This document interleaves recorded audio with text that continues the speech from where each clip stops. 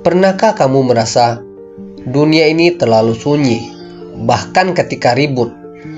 Pernahkah kamu tersenyum di hadapan banyak orang, tapi di dalam kamu retak dan rapuh? Bukan karena cinta yang gagal, bukan karena luka di masa lalu, tapi karena sesuatu yang tak bisa kamu jelaskan. Rasa takut dan ketidakpastian. Kita semua sedang berjalan di jalan setapak yang tak kita pilih, tak tahu belokannya, tak tahu apakah ujungnya adalah rumah atau jurang. Dan di tengah perjalanan itulah rasa cemas datang seperti angin malam yang dingin, diam-diam menusuk, bukan seperti petir yang datang dengan suara, tapi seperti kabut yang pelan-pelan menelanmu habis. Dan tiba-tiba kau tersesat di dalam dirimu sendiri. Kita tumbuh dalam dunia yang katanya bisa direncanakan, diajari untuk menjadi juara, menjadi paling pintar, paling kaya, dan paling cepat. Tapi tak ada yang pernah mengajari kita satu hal paling penting: bagaimana jika semua itu tak berjalan sesuai rencana? Apa yang terjadi ketika kamu gagal? Bukan sekali, tapi berkali-kali. Hingga rasa percaya dirimu terkikis seperti batu dipukul ombak. Apa yang terjadi ketika orang yang kamu andalkan justru pergi? Ketika dunia tak lagi bisa ditebak? Ketika harapan berubah jadi hantu yang menghantui tidurmu di setiap malam? Dan lebih dari itu, bagaimana caranya bertahan kalau setiap pagi kamu bangun dan pertanyaan pertama yang muncul adalah, apakah aku akan baik-baik saja hari ini?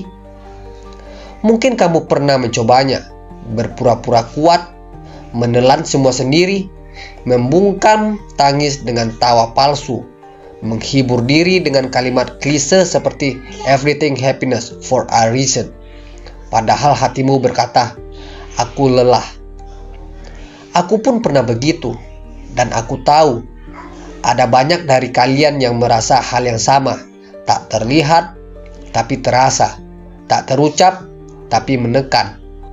Tapi bagaimana jika aku katakan bahwa ada sebuah jalan, sebuah cara hidup yang lahir dari penderitaan, bukan untuk lari dari rasa takut, tapi untuk mengundangnya duduk di sampingmu dan berkata, ayo kita bicara. Namanya stoikisme, bukan sekedar filosofi, tapi cara hidup. Sebuah cara melihat badai dan tetap tenang, cara mencium luka dan tetap berjalan, cara menerima bahwa dunia ini kacau dan justru karena itu kita bisa jadi damai. Tapi sebelum kita bicara tentang 8 cara stoikisme membantuku berdamai dengan ketidakpastian, aku ingin mengajakmu untuk mendengar, bukan dengan telinga, tapi dengan hatimu yang sudah lelah mencari.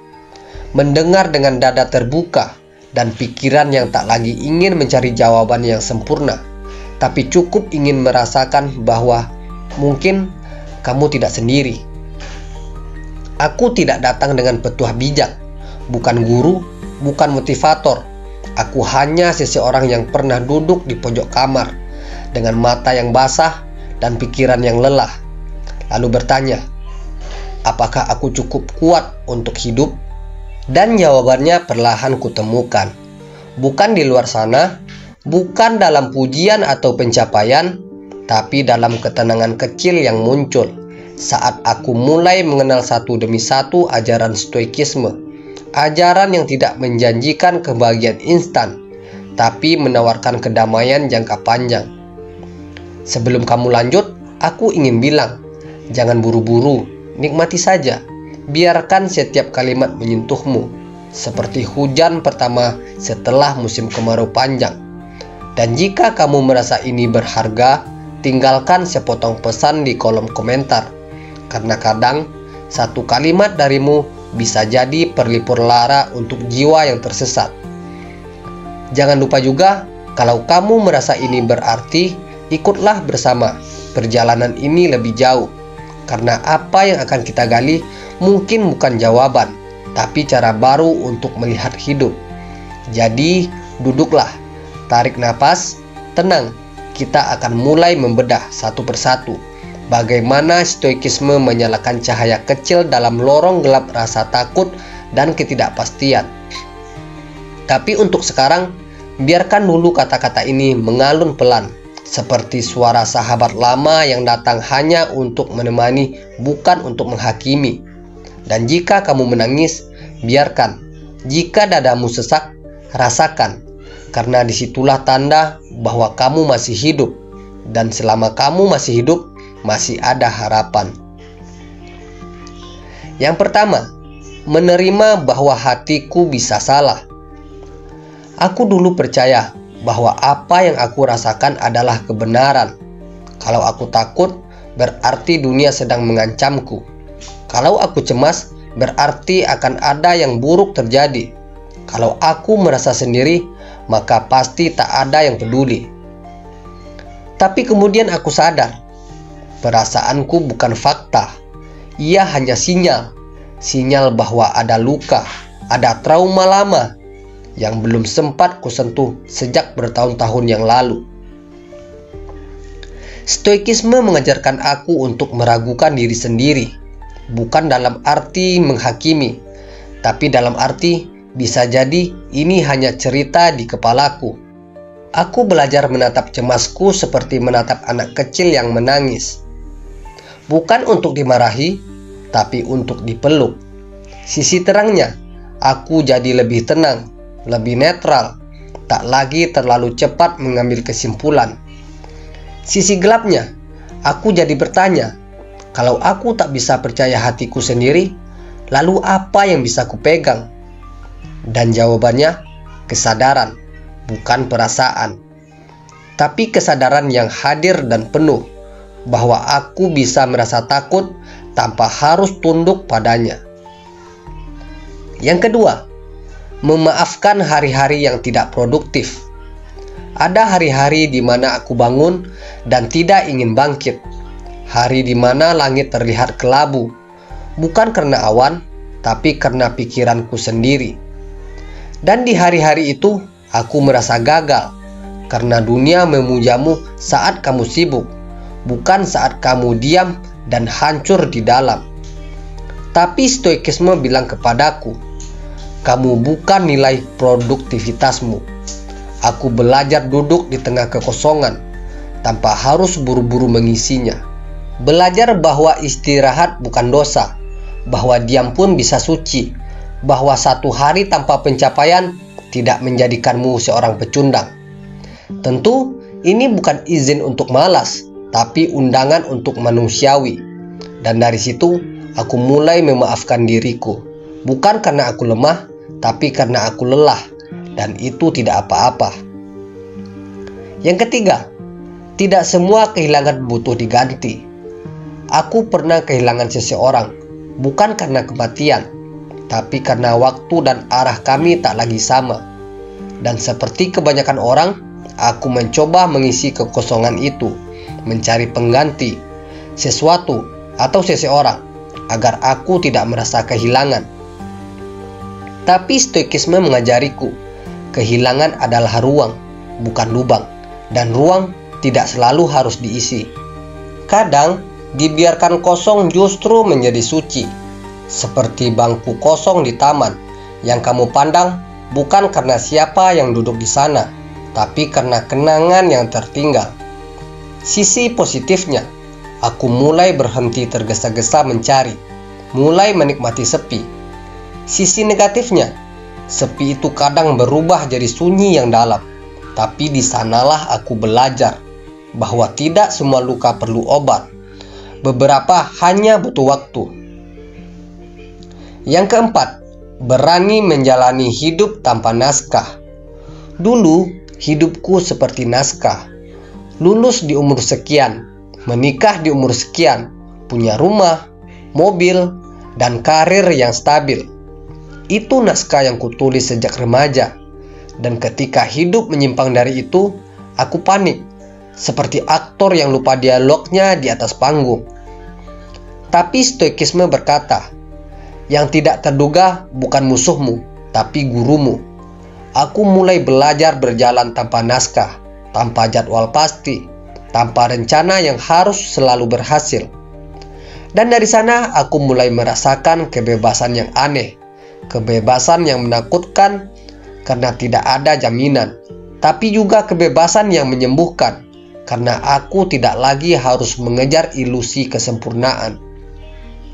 Sisi terangnya, aku jadi fleksibel, lebih terbuka.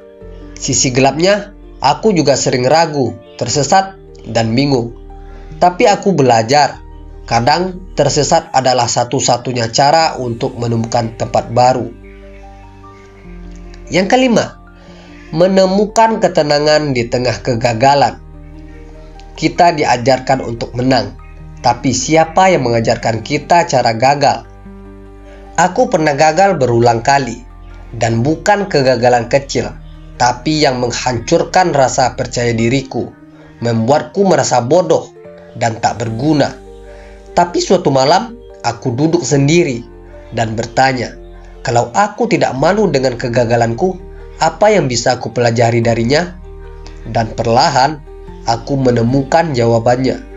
Gagal tidak merusak siapa diriku. Gagal hanya mengungkapkan apa yang perlu kupelajari. Stoikisme bilang, jangan takut gagal, takutlah menjadi orang yang tidak belajar dari kegagalannya. Dan dari situ, aku mulai menyapa kegagalanku, seperti menyapa teman lama yang pahit tapi jujur.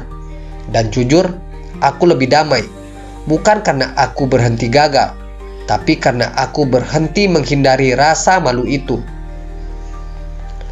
Yang keenam, bersahabat dengan pertanyaan tanpa jawaban. Ada malam-malam panjang yang kulalui, bukan karena insomnia, tapi karena terlalu banyak pertanyaan yang tak kunjung selesai. Kenapa dia pergi?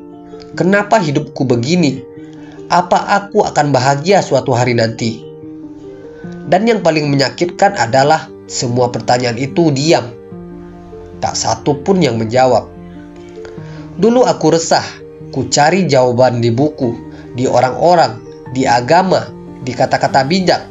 Tapi semua hanya menambah gaduh di kepala. Dan lalu, stoikisme datang bukan membawa jawaban, tapi membawa pelukan. Tak semua yang kutanyakan harus dijawab sekarang, begitu katanya.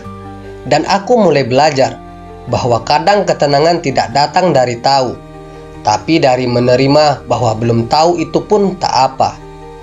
Sisi positifnya, aku tak lagi dikejar waktu untuk memaksa semuanya masuk akal. Sisi negatifnya, aku harus berdamai dengan kekosongan ruang itu, ruang misteri. Tapi anehnya, di dalam ruang yang sunyi dan tak terjawab itulah aku menemukan diriku sendiri. Yang ketujuh, tidak semua yang tenang itu lemah. Kita hidup di zaman yang berisik. Semakin lantang, semakin dianggap benar. Semakin ramai, semakin dipercaya. Tapi stoikisme mengajarkan hal berkebalikan. Tenang bukan berarti kalah, diam bukan berarti lemah. Aku pernah dalam momen di mana aku dihina, dicibir, disalahpahami, dan darahku mendidih, ingin membalas, ingin membuktikan. Tapi suara kecil di dalamku berkata, kalau kamu harus membuktikan segalanya, mungkin kamu belum sepenuhnya yakin siapa dirimu.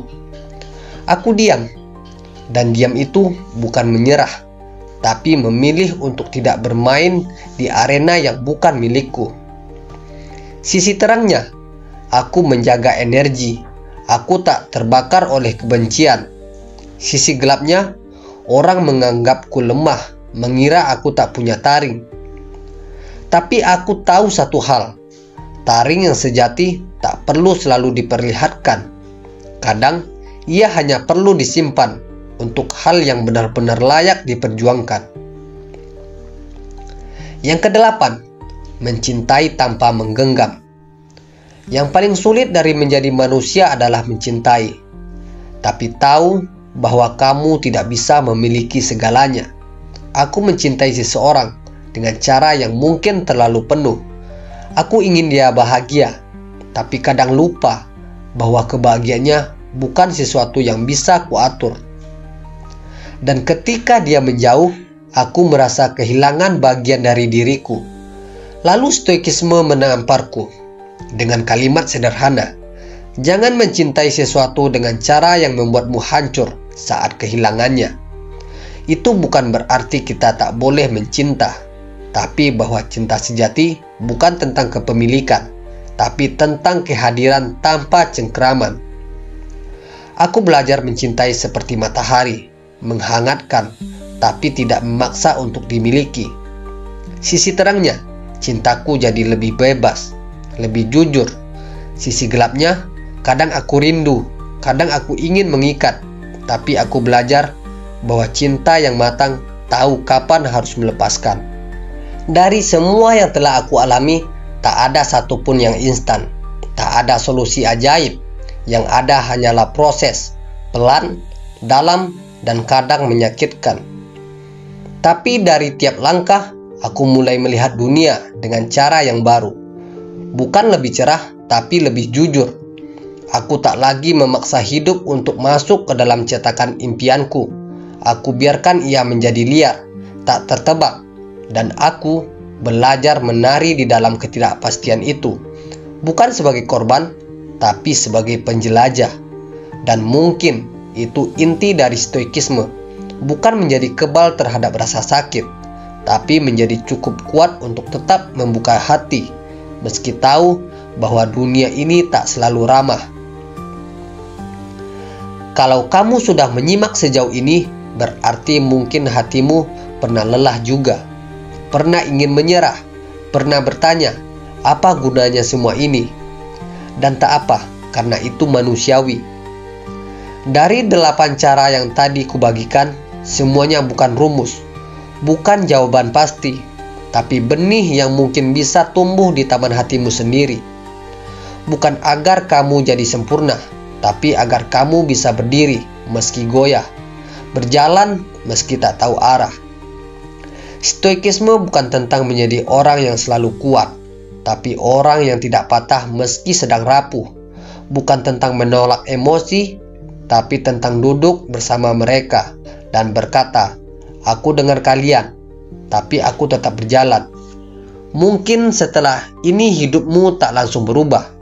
Mungkin rasa takut dan ketidakpastian itu masih akan ada, tapi setidaknya sekarang kamu punya cara baru untuk menghadapinya. Bukan dengan melawan, tapi dengan memeluk. Bukan dengan menyangkal, tapi dengan menerima. Dan bukankah itu yang sebenarnya kita butuhkan? Bukan hidup yang selalu jelas, tapi hati yang cukup lapang untuk tetap tenang, bahkan ketika langit sedang runtuh. Kalau kamu merasa satu kalimat dari video ini menamparmu, menyadarkanmu, atau sekedar menemanimu di malam yang sepi, tulislah di kolom komentar bagian mana yang paling kamu rasakan. Karena bisa jadi cerita kecil darimu adalah pelita untuk seseorang di belahan dunia yang bahkan belum kamu kenal.